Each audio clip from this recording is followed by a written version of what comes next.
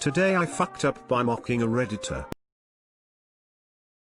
Recently there was a post on this site where someone said the buck rag was the worst punishment they ever got as a kid, where basically some parents buy these rags from goat farmers that have rubbed all over rutting billy goats, and force the kid to smell it as a punishment. I thought that was pretty comical as I was laying in bed scrolling through Reddit with my girlfriend next to me, so I laughed and said, kind of mocked the girl who had received it, said something like, imagine a stinky rag being the worst punishment you got as a kid, what a weak-stomached girl. This apparently really upset my girlfriend, who said she grew up knowing a couple teens who had been buck-ragged and found it pretty nightmarish. I just kind of shrugged my shoulders and said I just can't imagine that working on anyone who doesn't have a very weak stomach, but if it worked on them, I guess it's more humane than spanking. She said, really, you wouldn't be afraid of this at all then?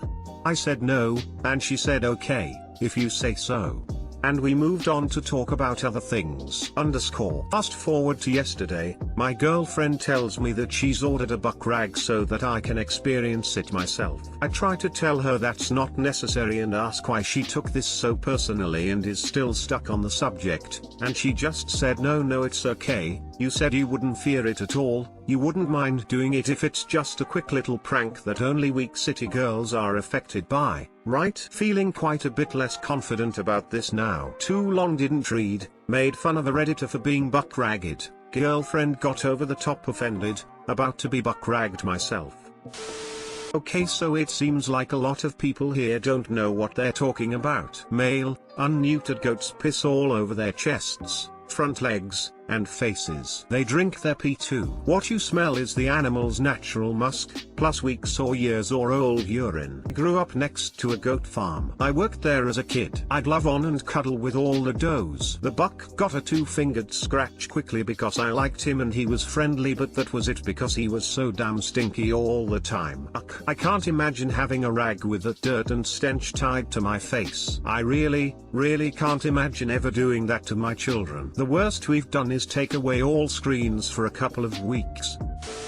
Jesus, what kind of deranged bastard would do that to a kid? NGL, I'd laugh at that as well, because in no fucking world would I expect this to be fucking real. What's next? Someone shitting in their kid's bed and making them sleep in it? Question mark, seriously, where the fuck so you even get such an obscure idea, and where the fuck do you even get a goat skin? This is so unreal, that I feel like I might be dreaming. Perhaps I'm missing the mark, but it certainly comes across as if she might have been buck-ragged herself. That or one of the teens she knew, was close to her and she has took offense at you insulting them. Either way, best of luck. Plot twist. She's the Redditor. Today I fucked up by underestimating the force of water. So this weekend I just moved into my girlfriend's flat so that we can spend the rest of lockdown together. We celebrated by going to this boat, a day I fucked up oasis, lake type thing. The water is serene and clear. It's deceptive. We decided to go for a swim and there's this small island in the center of it, so we decided to go for it. The water wasn't too deep, but it got to a point where I couldn't touch the floor. I'm quite a confident swimmer but haven't been swimming for ages and ages. That was my mistake.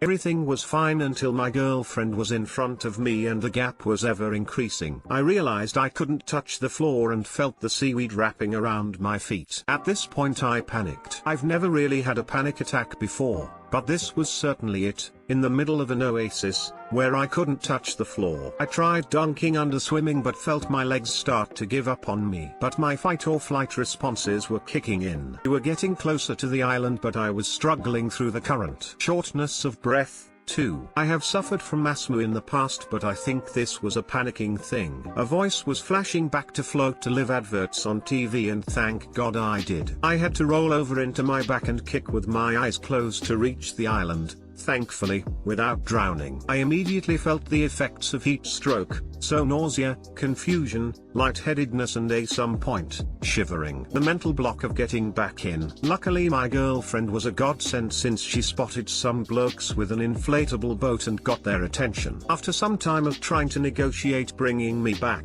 They did so and potentially saved me from potentially falling a watery demise. Moral of the story is, don't underestimate water, ever. It's so true that you become so much more fatigued quicker than running on land. Too long didn't read. I almost drowned by underestimating a stunning oasis, and some blokes helped me with their inflatable boat. Shout out to the water police.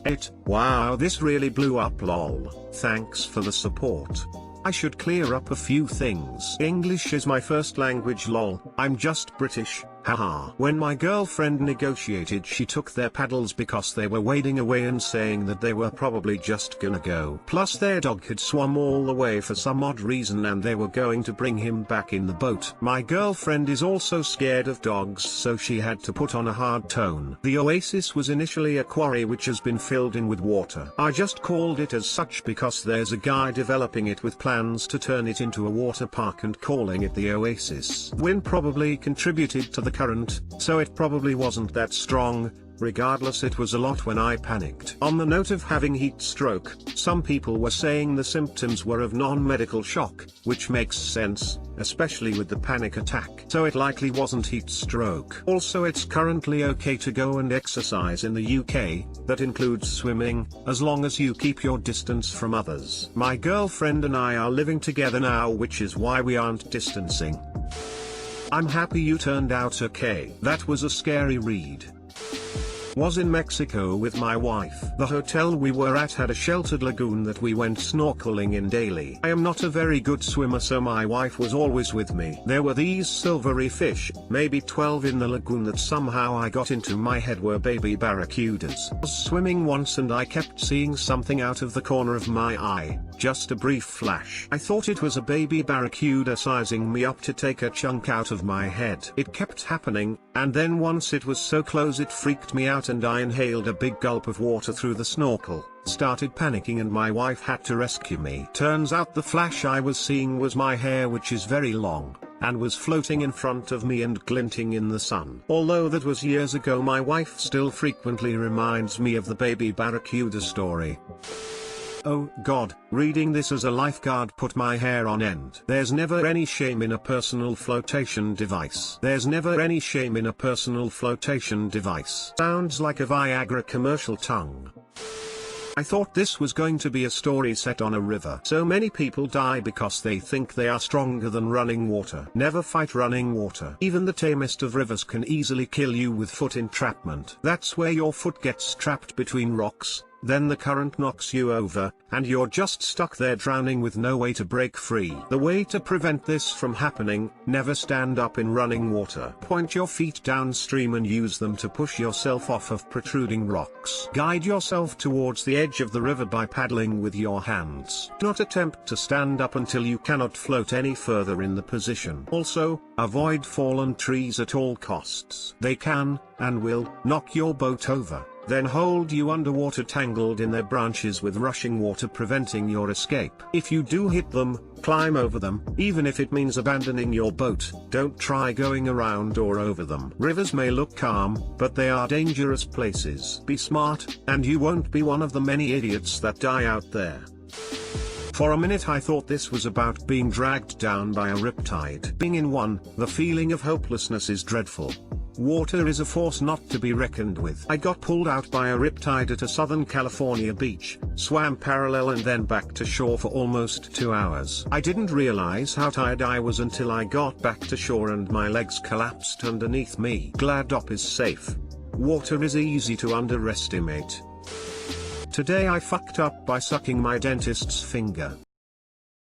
TL, doctor at the end. I had a bad toothache for days and finally went to see a dentist. Coming into the dentist, I was told by dentist's assistant to have a seat and wait for few minutes. After waiting for nearly 10 minutes, I was told to get in. I came in and saw a young, hot woman in her minimum 20s. I asked her if the dentist will be there soon, as it hurted pretty badly and was making me quite nervous. She told me she is actually the dentist. First TIFU of the day. Got the anesthesia, and she started working on it. At one moment, she told her assistant to suction the water out of my mouth. Believing she was talking to me, I sucked her finger. She was terrified, I was mortified. TL, doctor, my dentist told her assistant to suction. Believing she was talking to me, I have sucked her finger. Edit 1, this is a true story. It is definitely not that unusual, so if you have read it before, it doesn't mean it is a repost, like some comments claimed. It just happened to someone else as well. Edit 2, I was not shocked to see a woman dentist lol. I was shocked since she was very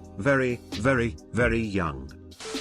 Seems like you're having a string of really bad luck this week. 3 days ago you grabbed onto the wrong person's arm at the grocery store, because most 24-year-olds hold their parents' arm while shopping. 2 days ago you invited your neighbor's daughter, actually wife, over to your daughter's birthday party. Yesterday you were living at home and opened porn for your mom. You also opened porn in front of your co-workers at your big job yesterday. Today you sucked on your dentist's finger. Maybe it's time to stop putting so much effort into these stories and channel that energy towards something healthy.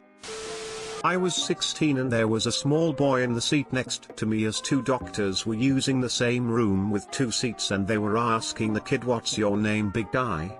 And how old are you?" And I was just there sitting and saying, "I'm Senadies. Yeah, I'm 16. Cause I'm an idiot." I still cringe sometimes. Lol sounds like something I would still do and not sleep a whole week overthinking it.